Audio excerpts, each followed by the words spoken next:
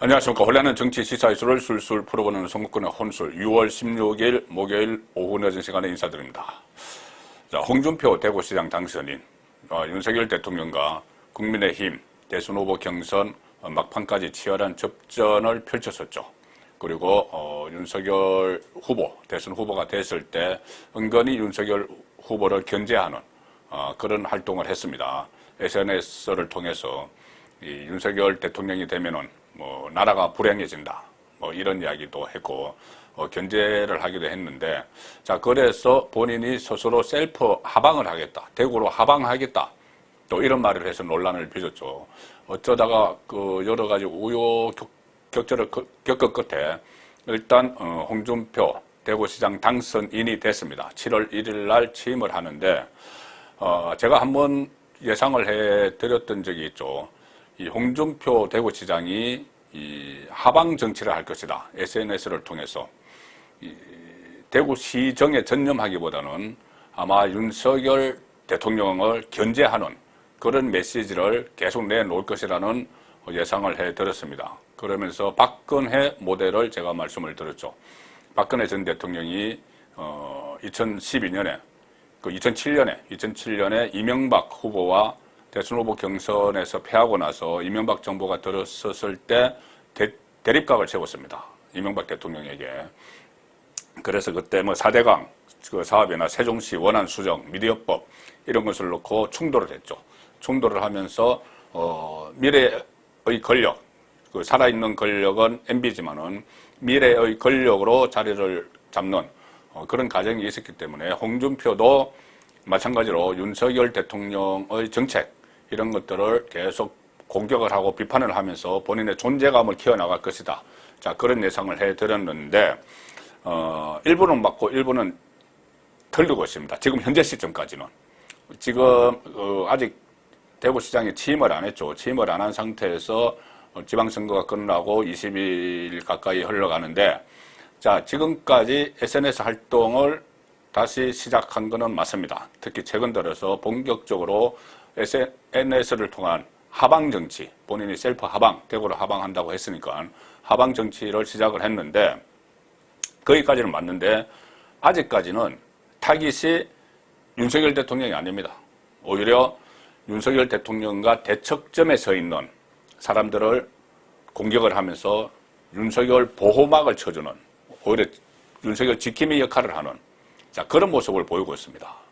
자, 일단 어제 오늘 일어난 SNS 글만 소개를 들어도 확연히 이 달라진 모습이 드러납니다. 그러니까 예상과는 달라진 그런 모습이 드러나는 것이죠. 오늘은 박지원 전 국정원장이 타깃이 됐습니다.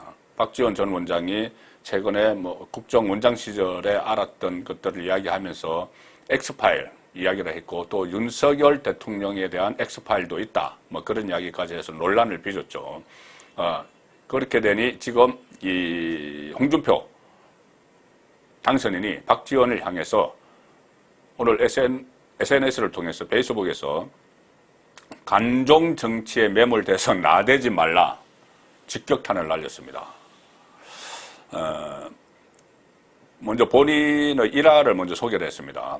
처음 소개되는 건데, 처음 공개가 되는 건데, 홍준표 당선인이 처음에 이명박 정부 때 대통령이 어느 주말 안가에서 두 사람만 조찬을 했을 때 본인에게 국정원장을 맡아달라는 요청을 받은 일이 있었다. 처음 공개되죠. MB가 이 홍준표에게 국정원장을 맡아달라 이렇게 이야기를 했다는 겁니다.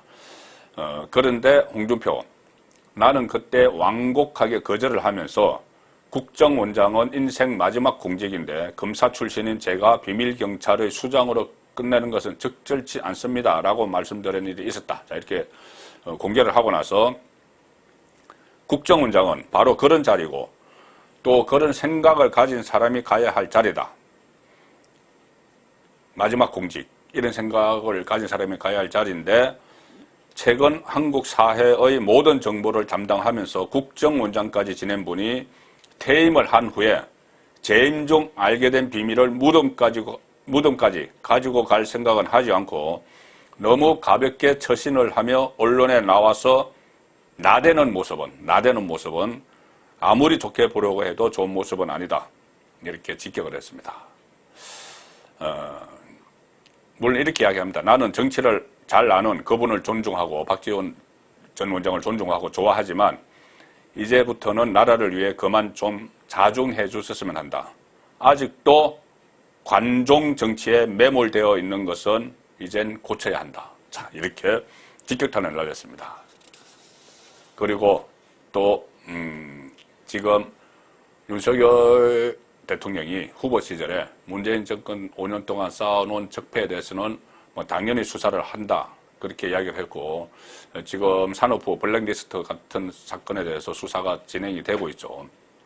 여기에 대해서 또 특히 이재명 의원을 겨냥한 수사도 지금 진행이 되고 있습니다. 대장동 관련해서 제가 어제 오늘 그 아침 조간 딱보 시간에도 말씀을 드린 그런 수사가 진행이 되고 있으니 강하게 반발을 하죠.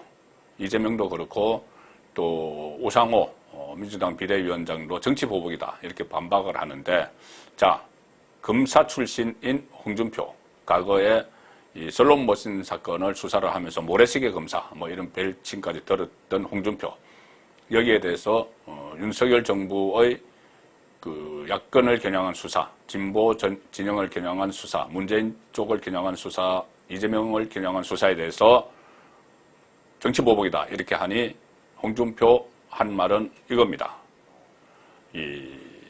아니 본인들은 5년 동안 그렇게 다 해놓고 5년 내내 무자비한 보복 수사를 자행해놓고 이제 와서 아직 시작도 제대로 안 한 사건을 보복 수사한다고 난리를 친다. 난리를 친다.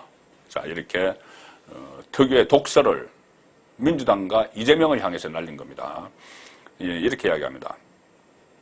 그동안 보복 수사로 감옥에 갔거나 갔다 온 사람이 얼마나 되는지 알기나 하는가.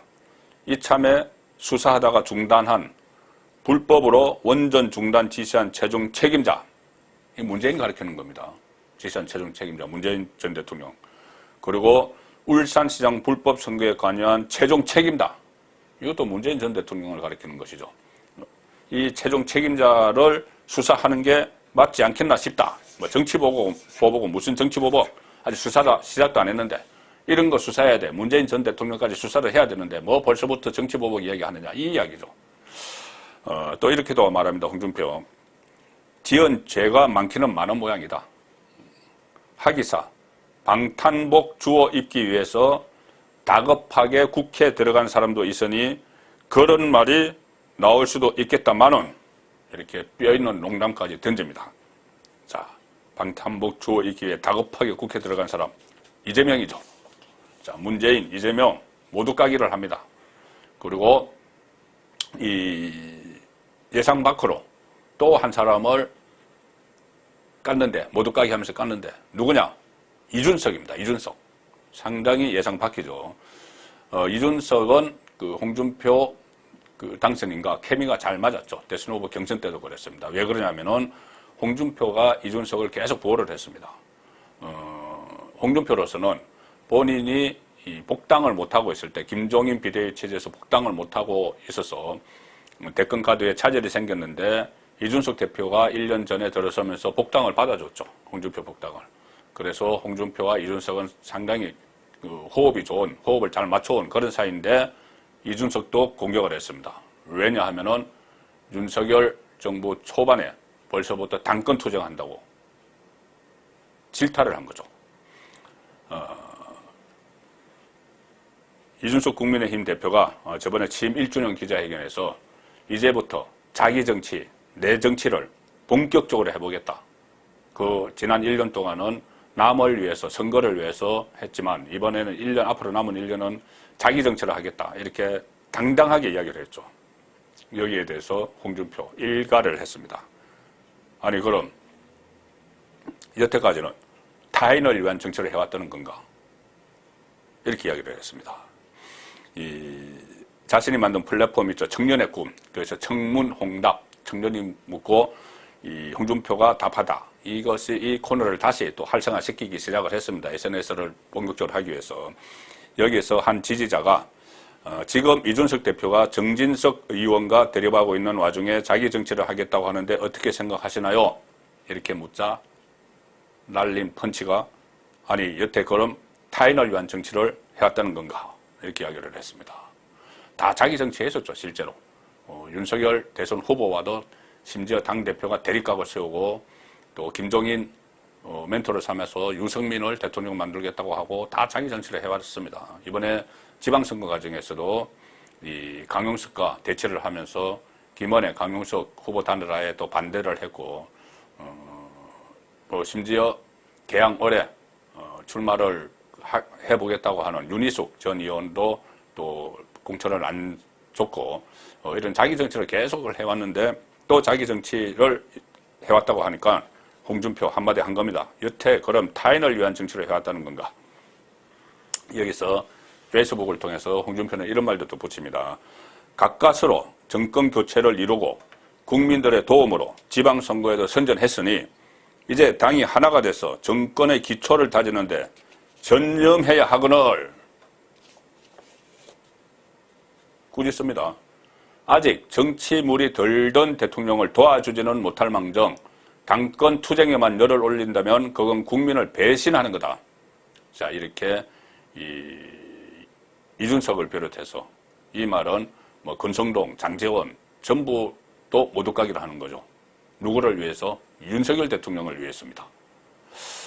그리고 또 이렇게 덧붙입니다. 산적된 현안이 쌓인 국회는 내팽개치고 당권 투쟁이라니 모두들 자중하시라. 지금은 힘을 모아 정권의 기반을 닦을 때다. 자, 오늘까지 상황은 저는 이것이 홍준표 당선인이 상당히 보수 진영의 자장 어른으로서 핵심적인 유력한 정치인으로서 또 차기를 내다보는 이 정치인으로서 상당히 제 역할을 한다고 봅니다. 물론 이 나중에 대구시장 당선돼서 이것만 하느라고 이 대구시정을 뭐 소홀히 하면 안 되겠지만은 아직 당선인 신분이니까 제대로 한다고 보는데 일단 본보수 내부의 군기반장 역할을 하는 거죠. 원래 홍준표 당선인의 별명이 정치권에 있을 때 홍반장이었습니다. 홍반장.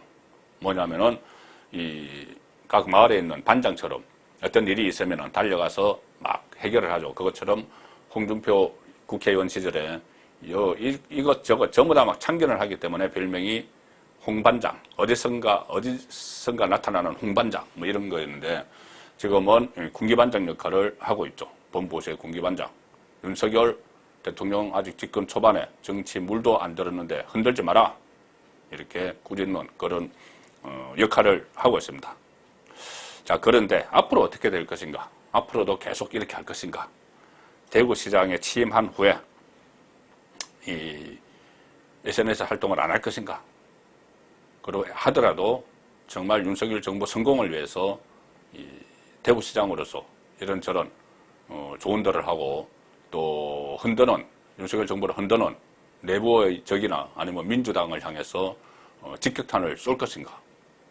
그렇지 않으면은 당초에 좀 예상됐던 대로 이 총구를 윤석열 대통령에게 돌려서 앞서 말씀드린 박근혜 모델을 쫓아서 계속 윤석열 공격을 하면서 본인의 존재감을 확인시켜 나갈 것인가? SNS 하방 정치를 통해서 그 부분이 관전 포인트고 언제쯤 또 윤석열 대통령에 대한 공격으로 선회할지 그 부분도 좀 지켜봐야 될 대목인데 아직까지는 이 홍준표 당선인이 예상을 깨고 윤석열 정부 성공을 위해서 걸림돌들을 좀 치워주려는 그런 모습을 보이고 있어서 아주 환영하는 바입니다. 정부권의 혼술이었습니다.